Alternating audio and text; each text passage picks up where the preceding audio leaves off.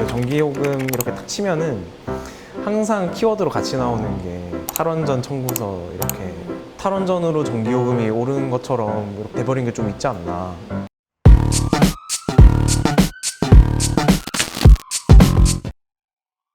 이번 편은 이제 전기요금 관련인데, 이제 3분기 전기요금이 이제 인상이 됐다는 기사들이 나왔는데, 사실 한전은 인상은 아니라고 해요. 조정 인상. 원래 깎아줬던 게 다시 원상 회복됐을 뿐이다 이러면서 이제 킬로와트당 3원이 올라간다. 그래서 4인 가구 기준 월 1,050원 정도, 그리고 산업용 일반용 전기로 생각하면 한 월 28,000원 정도. 근데 시민들은 반발이 엄청났어요. 왜 전기요금 올린다고 그러면 이렇게 사람들이 싫어하나 좀 생각해 보신 적 있어요? 세금으로 생각을 해서 돈 더 내는 건 싫어하잖아요. 근데 그 기사 보면은 그런 얘기 되게 많이 하더라고요. 그 전기요금 이렇게 딱 치면은 항상 키워드로 같이 나오는 게 탈원전 청구서, 이렇게 그냥 기사 쓸 때 아 이거 뭐 탈원전 때문이겠지 하고 그냥 다 넣는 것 같아요. 기자님들이 탈원전으로 전기요금이 오르는 것처럼 이렇게 돼버린 게 좀 있지 않나. 문재인 정부가 이제 주요 에너지 정책으로 탈원전을 내세웠기 때문에 정부 정책에 따라서 이게 이런 결론이 났다라는 그런 논리적 구조를 갖는데, 사실 그 논리가 안 맞는다는 거잖아요. 그 전기를 만드는 사람들이 그 회사가 있을 거잖아요. 그래서 전기를 만들면은 전기를 만들어서 그걸 이동을 시켜가지고 이제 우리 지금 여기 한겨레 신문에서 전기를 공급하는 그 소비자가 있는 건데, 그 중간에 어떤 구조가 있는지를 보면 돼요. 봄에는 이제 전기를 만드는 과정부터 그거를 중개하는 한국전력이 있는 거고요. 그 한국전력이 도매 시장에서는 유일한 소비자가 되고요. 그래서 모든 전기를 다 사고 그 다음에 그 산 전기를 소비자들한테 팔아요. 그래서 한전은 이제 그 전기요금을 매길 때 여기 도매 가격에서 전기를 사들이는 금액이랑 그 다음에 소매 금액에서 소매 단위에서 전기를 파는 금액이랑 맞추도록 하는 게 원칙적으로는 이게 전기요금이 산정되는 그 원칙인데요. 근데 도매요금은 이렇게 굉장히 변동이 많이 되고 있어요. 근데 소매요금 단위에서는 아까 얘기했던 대로 이게 전기요금 자체가 세금으로 인식되는 경향이 굉장히 크다 보니까 예지님이 감자 도매상인 거예요. 작년에는 감자 1kg에 3,000원으로 도매해서 이렇게 살 수가 있었는데 이제 그 가격이 한 6,000원이 돼버린 거예요. 감자가 1kg에 6,000원. 그러면은 내가 이걸 사가지고 팔 때도 그만큼의 가격 그 더블로 이렇게 팔아야 되는 건데 그게 지금 안 되는 구조가 된 거잖아요. 사실 저 최근에 그 벨기에 방송인인 그 줄리안 씨 만났거든요. 그분이 그러더라고요. 한국 전기요금 확실히 싸다. 유럽보다 확실히 싸고 그래서 그런지 전기 많이 쓰는 것 같다. 뭐 이런 얘기도 하시고 하셨는데, 가격을 보면은 한국이 이제 뭐 OECD 국가나 아니면 G20 국가들 이렇게 비교를 해봤을 때 가장 낮은 수준, 뭐 꼴등 아니면은 이제 제일 뒤에서 두 번째 정도로 그 전기요금이 싸게 책정이 되고 있다, 그렇게 부과가 되고 있다, 이렇게 얘기를 하고 있죠. 사실 저 이것도 또 궁금했어요. 이 프로를 준비하면서 전기요금을 그러면 최대 얼마까지 올리는 걸 사람들이 수용을 할 수 있을까? 커피 한 잔 5,000원? 4,100원. 탄중이도 그게 궁금해서 시민회의에 설문을 돌렸더라고요. 근데 우리의 생각이 다 또 비슷해요.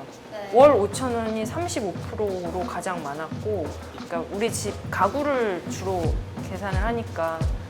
그리고 월 1만 원이 31%인가로 두 번째였고, 제 기억이 맞다면 월 2만 원이 그 다음이었던 것 같아요. 사실 그 얘기를 많이 또 하세요. 그 전기요금이 올라가면은 사실 전기는 모든 곳에서 다 쓰이니까 따라서 물가도 같이 올라갈 수밖에 없다, 그런 우려들도 있기는 한데, 저도 궁금해서 기사로도 쓰긴 했는데, 이명박 정부 때 8년 전에 1월과 11월 두 번 올렸더라고요, 전기요금을. 근데 그때 물가 인상이 조금 소폭 있었는데, 통계청이 다 분석을 하잖아요. 물가를 끌어올린 기여도를 분석을 하는데 전기요금의 기여도가 0.05에서 0.06% 정도였어요. 통계청 자료를 이제 경제부 출입기자 함께 뒤져봤거든요. 이거 역시 제가 잘 모르기 때문에 0.05와 0.06은 기여도가 얼마나 높은 것인가, 거의 미미한 영향을 준 거다라고 이해해야 된다라고 하더라고요. 그래서 전기요금을 올리더라도 일단 그 달에 바로 미치는 물가는 상대적으로 그렇게 크지 않았다, 이런 결론을 내릴 수가 있었는데, 근데 상식적으로는 물가가 오르는 건 맞겠죠. 사실 저도 지겨운데 탈원전 얘기하잖아요. 이게 다 탈원전 때문이다. 2022년까지도 원전은 늘잖아요. 플러스 알파가 되는 시기이고, 그리고 탈원전이 완전히 끝나는 건 2084년이잖아요. 제가 기사 쓰고 질문을 많이 받았어요. 진짜 2084년 맞아? 이거 너무 늦은 거 아니야? 왜냐면 보수 언론만 봤을 때는 거의 내년에 원전이 다 끝날 것 같이. 제 친구 중엔 작년부로 원전이 다 끝난 걸로 아는 사람들도 있어요. 아직도 있단 말이야 원전이 이러는 거야. 저는 그래서 처음에 그 정책을 설계했던 사람들이 네이밍을 잘못했다고 생각을 해요. 네이밍 잘못했어요. 인정하고 있어요. 처음에 이제 환경단체 중심으로 탈원전을 제안을 했고, 탈원전이라 하면 정말로 원전을 아웃하는 거잖아요. 그래서 구체적인 후반 작업들을 다 적었는데, 회의에 회의를 거듭할수록 구체적인 게 다 빠진 거예요. 이름은 탈원전 정책인데 실상은 원전 확대 정책이잖아요.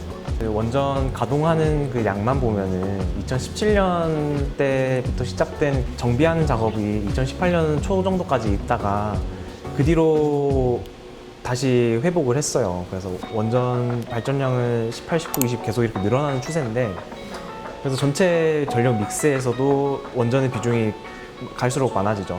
그 원전 가동이 떨어져서 전기요금에 영향을 줬다라는 이거는 아예 말이 안 되고, 근데 또 하나의 논리가 있잖아요. 그분들 원전을 계속 감축하면 안정적인 전기 공급이 불가능해서 결국은 전기요금이 폭등할 거다.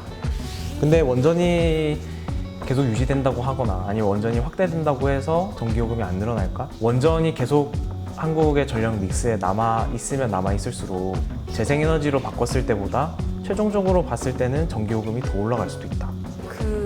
그런 얘기 하시는 분들도 있더라고요. 원전을 하면 요금이 고정될 거라는 건 개뻥이다. 노후 원전을 계속 우리가 갖고 가는 한 정비할 때마다 비용이 들고 절대 쌀 수가 없다. 우라늄도 역시 해외에서 수입하는 안정적이지 않은 구조에 있고, 보통 원전에서 가장 많은 비용을 차지하지만은 얘기가 안 되고 있는 거는 이제 건설비, 해체 비용. 그 비용들은 또 천문학적인 돈이 들어가잖아요. 그래서 그 비용들까지 고려를 하면은 이제 결코 싼 전원이 아닐 것이다. 그래서 계속 유지를 하거나 확대를 하는 것 자체가 굉장히 많은 비용이 늘으니까 지금 투자가 많이 안 되죠. 한국이 전기를 만드는 데에서 재생에너지를 빼고는 다 수입을 해오잖아요. 그 영향을 받을 수밖에 없는데, 한전의 부채 아니면 전기요금 인상 요인을 가장 많이 미치는 거는 천연가스 가격 상승이에요. 그 가격들이 도매 가격에서 이렇게 반영이 되다 보니까 한전이 부담하는 비용이 굉장히 많이 늘어난 거죠. 그럼 이런 의문 드실 것 같은데, 그럼 재생에너지로만 채우면 전기요금 안 올라가나요? 올라가죠. 저는 사실 재생에너지가 선이라고 믿지는 않지만 선이라고 말씀하시는 분들도 좀 위험하다고 생각해요.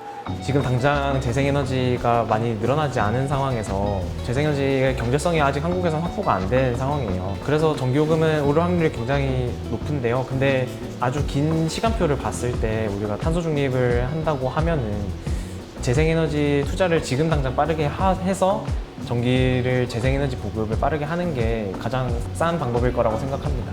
앞으로 재생에너지의 활약을 기대해보죠. 전기요금이 싸지는 그날까지